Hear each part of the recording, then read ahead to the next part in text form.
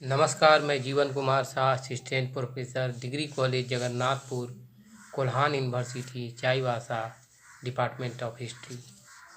आज मैं सेमेस्टर 6 के स्टूडेंट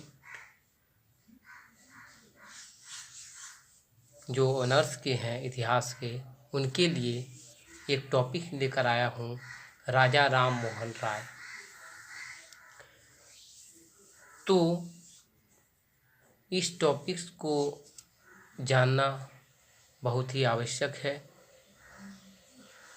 सेमेस्टर 6 के विद्यार्थियों को सबसे पहले यह मालूम होना चाहिए कि धर्म सुधार आंदोलन में राजा राम मोहन राय की भूमिका जो थी महत्वपूर्ण थी। तो इससे संबंधित आपको परीक्षा में क्या प्रश्न पूछे जा सकते हैं, क्या पूछे जाने की संभावना है।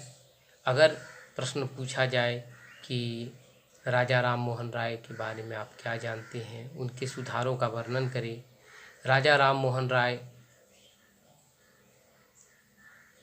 के जीवन के सुधारों के वर्णन करें, या राजा राम मोहन राय पर संक्षिप्त टिप्पणी लिखें।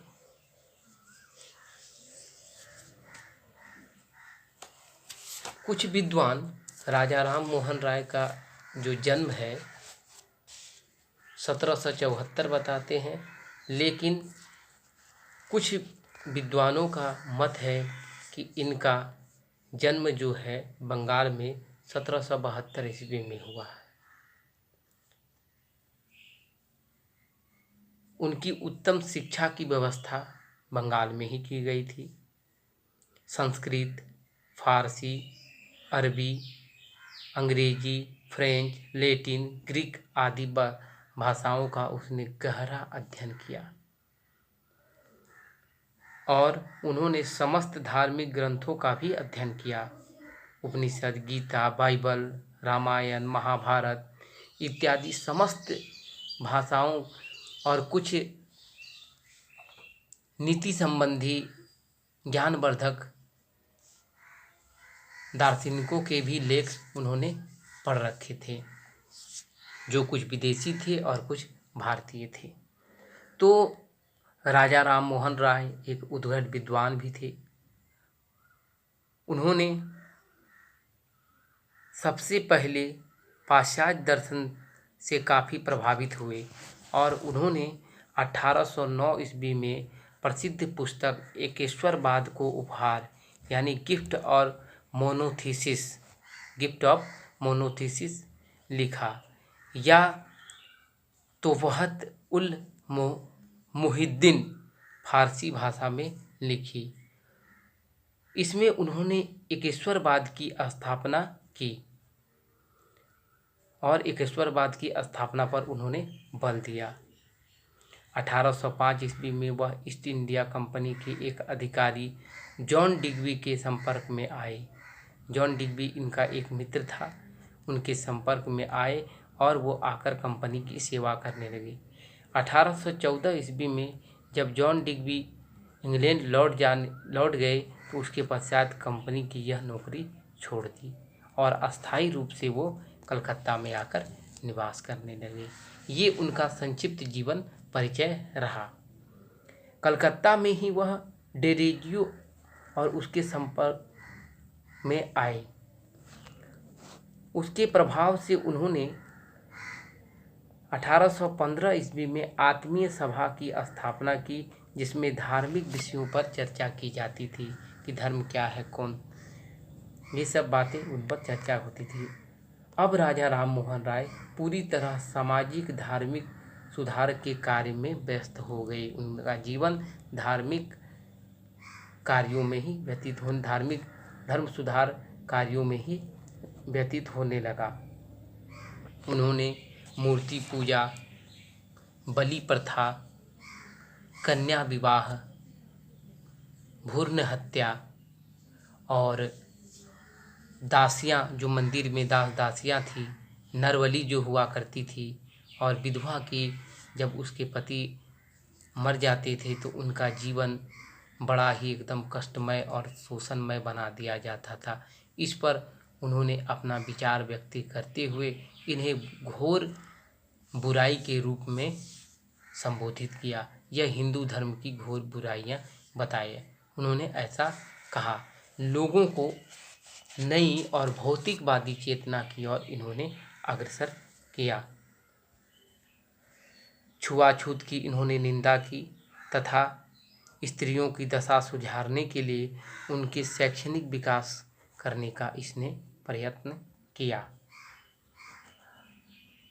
उनके विचारों से अन्य व्यक्तियों को परिचित कराने के लिए उन्हें वेदों और प्रमुख उपनिषदों को बंगाली में अनुवाद किया। अनेक पुस्तकों और पत्र पत्रिकाओं के सहारे उन्होंने बंगाल की जनता का ध्यान अपनी ओर आकृष्ट किया। 1820 ईस्वी में उसकी दूसरी पुस्तक प्रिस्टेप्स ऑफ जीसस लंदन में जॉन डिग्बी के प्रयासों से प्रकाशित हुई। जॉन डिग्बी चले गए थे लंदन और लंदन में उनका संपर्क रहा, तो जॉन डिग्बी के प्रयासों से यह पुस्तक प्रकाशित हुई। 1829 ईस्वी में कुछ विद्वानों के अनुसार 1828 ईस्वी में उन्होंने ब्रह्म समाज की स्थापना की, जो बाद में ब्रह्म समाज के नाम से ब्रह्म समाज की स्थापना की, जो बाद में ब्रह्म समाज के नाम से विख्यात हुआ। इस संस्था के द्वारा राजा राम मोहन राय ने हिंदू धर्म की बुराइयों को सुधारने का भरपूर प्रयास किया। उसने चाहा कि हिंदू की धर्म में भी जो कन्या विवाह, विधवा की जीवन कष्टमय, नरबलि इत्यादि लड़कियों को शिक्षा प्राप्त करने का अधिकार न देना, ये सारी जो बुराइयां हैं इनको खत्म करने का प्रयास उन्होंने किया।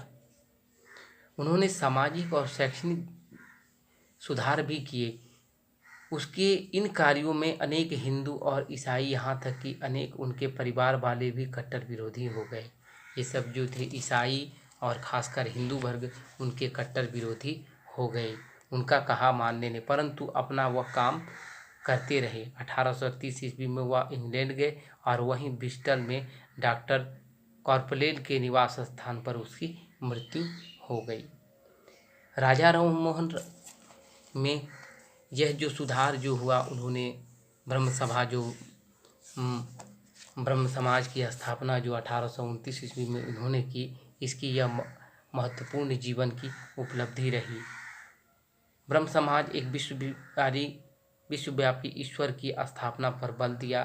प्रत्येक शनिवार और संध्या को समाज में बैठक होती थी और वेद के ऋचाओं और संस्कृत में बांग्ला का पाठ होता था। 50 से 60 सदस्य भाग लेते थे। ईसाइयों ने भी इस समाज का विरोध किया, क्योंकि इसके चलते राजा राम मोहन राय ईसाई धर्म से दूर हटते जा रहे थे। ईसाई ने इसका विरोध किया। लोगों ने उनके कार्यों पर अनेक व्यवधान डालने की कोशिश की, लेकिन राजा राम मोहन राय लगे रहे। सामाजिक सुधार के तौर पर उन्होंने 19वीं शताब्दी में भारतीय समाज में फैली कुप्रथाओं को दूर किया। अशिक्षा का प्रचार करना स्त्रियों की दशा में अत्यंत दयनीय थी।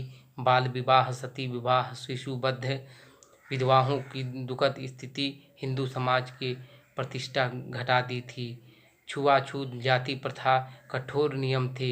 इन सारे नियमों को उन्होंने दरकिनार किया और नए सिरे से इसे सृजन करने की कोशिश की।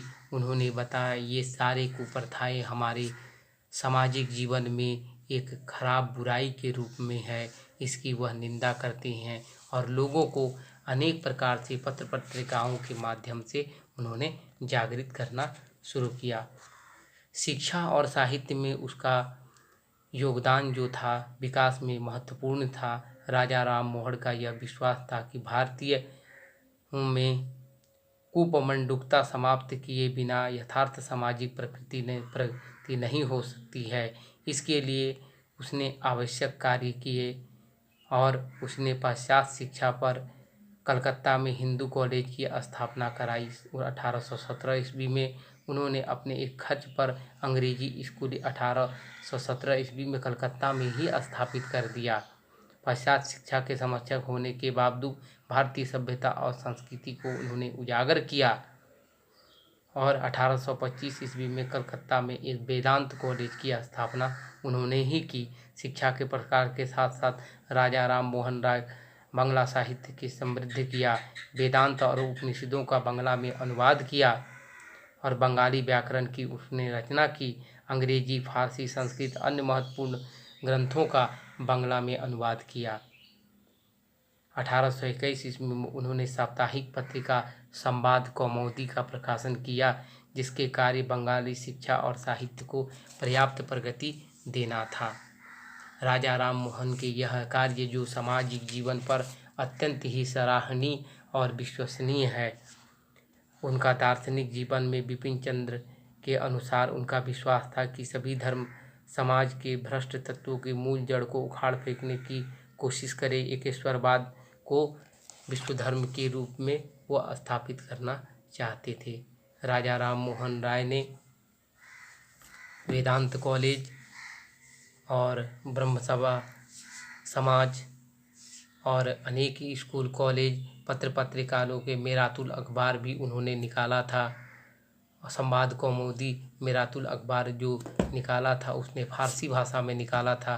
वो बहुत ही विद्वान और उद्घड़ विद्वान थे, अनेक भाषाओं का उनका ज्ञान था और वो भौतिकवादी यानी कि जो लौकिक जीवन में हो रहा है उससे हम कैसे समझे, यह करना, बलि देना कैसे समाज के लिए हानिकारक है, कैसे शिशु कन्या का वध करना हानिकारक है, यह इन्होंने बताया। और इन्होंने सती प्रथा को खत्म किया। सती प्रथा एक ऐसी प्रथा थी कि जिस पत्नी के पुरुष मर जाते थे उसे चिता में लेटाकर उसी के साथ जला दिया जाता था। यह घोर कष्टदायी और पीड़ादायक थी। अगर ऐसा कोई नहीं करता था तो उसका जीवन बड़ा ही दुर्भर हो जाता था। तो पति के साथ जबरदस्ती उसको चिता में जला देना, यह उन्होंने घोर निंदा की और यह विलियम बेंटिक के सहयोग से उन्होंने सती प्रथा को कानूनी दर्जा देते हुए इसे समाप्त करने का प्रयास किया। और राजा राम मोहन की यह जो समाज सुधारक कार्य है वो आज भी सराहनीय है। तो आज के लिए इतना ही। धन्यवाद।